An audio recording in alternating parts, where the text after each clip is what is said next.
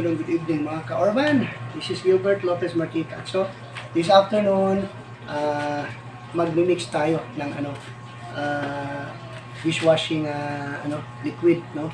Para sa mga plato at kutsara natin, sa mga baso, mga kitchen utensils po natin.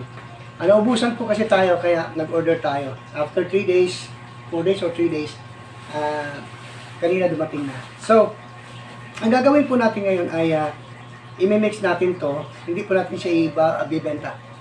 Ginagamit po natin dito sa bahay. So, itong tubig na to ay bago. Galing sa Nawasa, sa Nawasa. Then ang Nawasa naman ay galing Dumoy, no?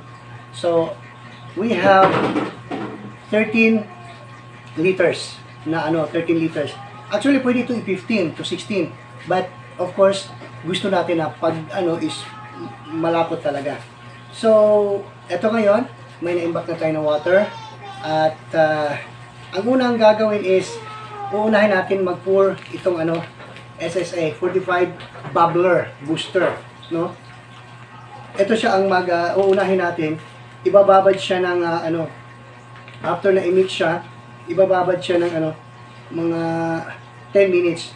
Pagkatapos ng 10 minutes ay isusunod naman natin ang premix bottle na yung nakalagay dito ay bottle, pero mixture ito ng thickener. Ito yung thickener. Ito siya. Ito yung pang thicken, no? Ang sticky. May number dyan. Thickener. So, siya. And then, ito naman sa susunod ay i-mix din natin yung kanyang kanyang tinatawag na gel. So, pagkatapos ng gel, ay last po itong ating tinatawag na flavor niya. So, kung sasum upin po natin ay we have 5 ingredients. Of course, including water, no? Kasaling water. Water first, then 2, 3, 4, itong gel natin, and 5 itong natin. So, of course, kasama natin yung panghalo natin. Meron tayo dito, tawag dito, spatula ba ito? Or, pang okay lang, hindi siya So, ito siya panghalo natin. Bakit pinili ko siya? Kasi, tatago siya dito. So, mas mabilis. Of course, meron tayong scissors. Ngayon, uunahin po natin itong SSA booster, no? Unahin natin siya para po ma-mix na natin.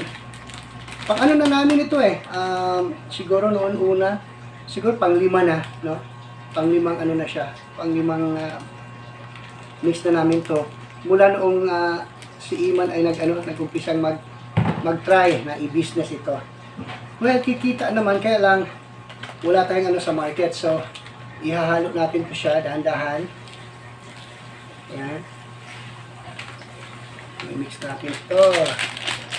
I-botin po natin. Ayan. So, How many minutes? anuhin muna natin siya Guys, after resting, hindi tayo umabot talaga ng 10 minutes kasi i-mix pa natin siya, no? Mix natin ito siya. Pagkatapos natin siyang i-mix, ay yun pa isa din natin yung nabi dito. Kailangan daw kailangan daw naka-gloves, pero kailangan.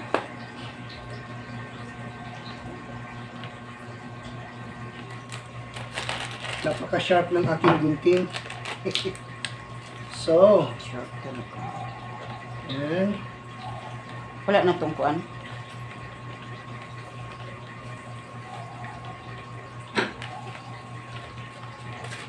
Okay.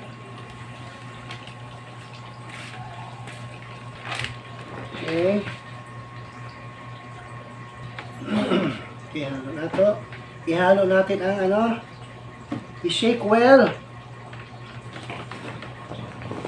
Tapos, sige dito. Hinay-hinay.